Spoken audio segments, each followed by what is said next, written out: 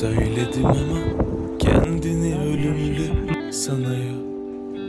İnanmazsınız, sesinde kuşlar yaşıyor.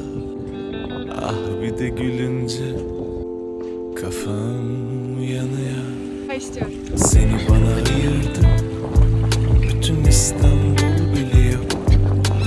Çok söyledim ama kendini ölümlü sanıyor. Çok güzel. İnanmazsınız, sesinde Domuz var ya. kuşlar yaşıyor. Ah bir de gülünce kafam yanıyor. Öyle de güzeldi gözlerin, bıraksam içine bir kendimi, tutuştur içine çek.